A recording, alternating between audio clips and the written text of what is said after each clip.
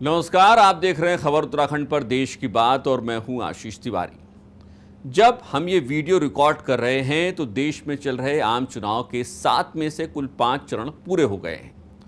अब 2 चरणों का मतदान बाकी है। इस बीच कुछ चुनावी जानकार अलग अलग आकलन लेकर सामने आए हैं। देश में चुनावी रणनीति से जुड़ा एक बड़ा नाम है प्रशांत किशोर।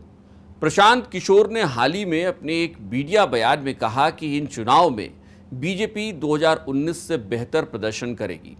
प्रशांत किशोर की माने तो बीजेपी को इस बार 303 सीटों से अधिक मिल सकती हैं। जब उनसे यह पूछा गया कि ऐसा कैसे हो सकता है तो प्रशांत किशोर ने जवाब दिया कि इस बार सत्ता विरोधी लहर नहीं है। प्रशांत किशोर की ही तरह एक और प्रमुख अमेरिकन राजनीतिक विश्लेषक हैं इयान ब्रेमर। उन्होंने भी कुछ ऐसा ही दावा किया है। ब्रेमर ने कहा है कि इस बार बीजेपी पिछले बार की तुलना में अधिक सीटें हासिल करेगी। ब्रेमर के अनुमान के मुताबिक बीजेपी 295 से लेकर 315 सीटें तक जीत सकती है। एनडीटीवी प्रॉफिट को दिए अपने एक साक्षात्कार में ब्रेमर ने यह भी कहा कि भारत अगले साल तक दुनिया की सबसे बड़ी चौथी अर्थव्यवस्था बन सकता है। हो सकता है कि आप में से कई लोगों ने ब्रेमर का नाम पहले कभी न सुना हो, लेकिन फिलहाल उनका यह बयान इन दिनों भारत में खासा चर्चित हो रहा है। फिर प्रशांत किशोर भी कुछ ऐसा ही दावा एक ही समय में कर रहे हैं। ऐसे में सवाल उठता है कि क्या वाकई में सत्ता विरोधी लहर नहीं है और क्या वाकई में बीजेपी पिछली बार की तुलना में कहीं बेहतर प्रदर्शन करने जा रही है और क्या पिछली बार की तुलना में इस बार अधिक सीटें जीतने जा रही है। ये सवाल इसलिए भी उठ रहे हैं क्योंकि 5 चरण बीते हैं और 5 चरणों में जिस तरीके का रुझान दिखाई पड़ा है उससे खुद बीजेपी परेशानी में पड़ती दिखाई दे रही है। जहां उसका कॉन्फिडेंस कम दिख रहा है वहीं कांग्रेस बेहद कॉन्फिडेंट दिख रही है कि इस बार शायद उसकी वापसी सत्ता में हो सकती है। लेकिन क्या वाकई में महंगाई, बेरोजगारी, अग्निवीर जैसे मसलों पर लोगों की नाराजगी कहीं है ही नहीं? ये भी एक बड़ा सवाल उठ रहा है। या फिर है तो फिर वोट मोदी के नाम पर बीजेपी को ही पड़ रहा है? ये भी सवाल है। वैसे इन्हीं दावों के बीच में एक और आकलन भी सामने आया है। चुनावी रणनीति बनाने का काम करने वाली देश की जानी मानी संस्था है CSTS लोकनीति। उसके को डायरेक्टर हैं संजय कुमार।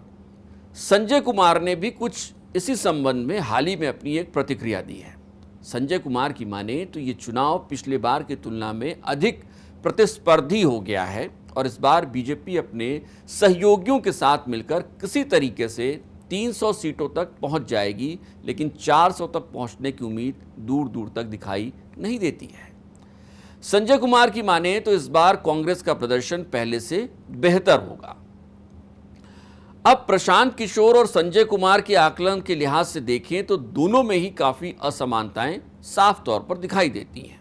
दोनों ही देश के बड़े चुनावी रणनीतिकार माने जाते हैं। जहां एक और प्रशांत किशोर इन चुनाव में बीजेपी के पहले से बेहतर प्रदर्शन की उम्मीद जता रहे हैं, तो वहीं संजय कुमार कांग्रेस के अधिक प्रतिस्पर्धी होने और 2019 के मुकाबले अधिक मजबूत होने का प्रोजेक्शन दे रहे हैं। अगर प्रशांत किशोर सही हैं तो मुख्य रूप से कांग्रेस को ही नुकसान हो रहा है, लेकिन अगर संजय कुमार के आकलन को एक बार की सही मान लिया जाए तो बीजेपी की सीटें इस बार कम हो रही हैं। वैसे प्रशांत किशोर की बात कर ही रहे हैं तो सीनियर जर्नलिस्ट करण थापर के साथ उनका एक ताजा इंटरव्यू भी इस समय खासा वायरल हो रहा है। इस इंटरव्यू में करण थापर और प्रशांत किशोर के बीच काफी तीखी नोकझोंक चल रही है। दरअसल करण थापर ने प्रशांत किशोर को हिमाचल चुनाव में बीजेपी की जीत को लेकर अखबारों में छपे उनके दावों के बारे में याद दिला दिया था।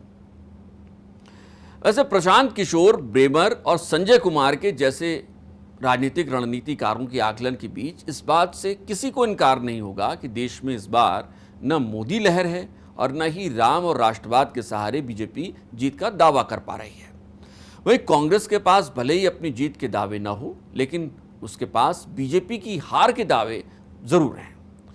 यही चुनाव है तो यही लोकतंत्र है।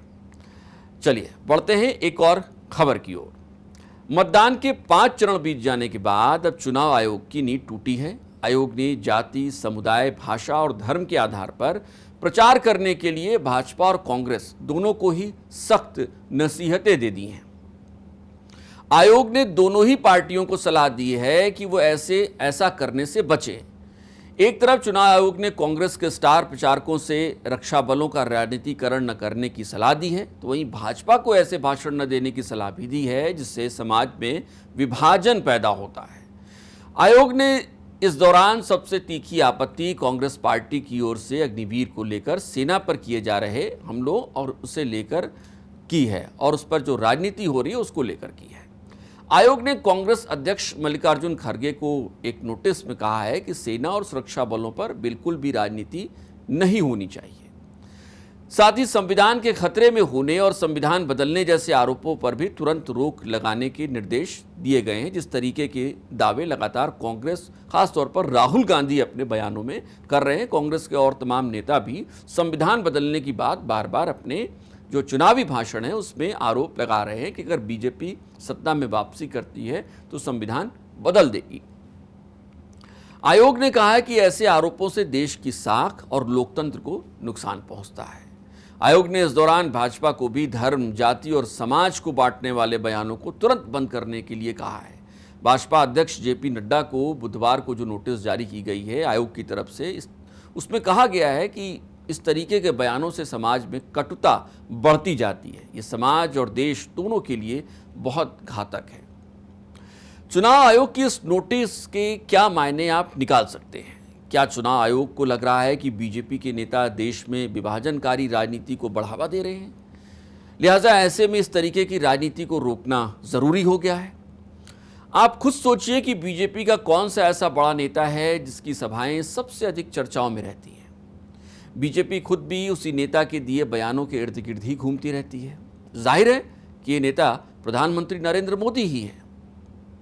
तो क्या ये मान लिया जाए कि चुनाव आयोग अब पीएम नरेंद्र मोदी के बयानों पर भी आपत्ति जताने लगा है? सवाल ये भी है कि क्या पीएम मोदी के चुनावी रणनीति है वो चुनाव आयोग को पसंद नहीं आ रही है? उधर कांग्रेस नेताओं और खासतौर पर राहुल गांधी के भाषणों में संविधान बदलने जैसे दावे भी आयोग को रास नहीं आ रहे हैं। अगर छठे और सातवें चरण के चुनाव से पहले वाकई में इन पार्टियों ने ऐसे बयान और भाषणों से दूरी बना ली तो सोचिए कि इस देश के सबसे बड़े चुनाव के दौरान दिए जाने वाले भाषणों में बचेगा क्या? क्या प्रधानमंत्री नरेंद्र मोदी बिना हिंदू मुस्लिम का नाम लिए भी भाषण दे पाएंगे?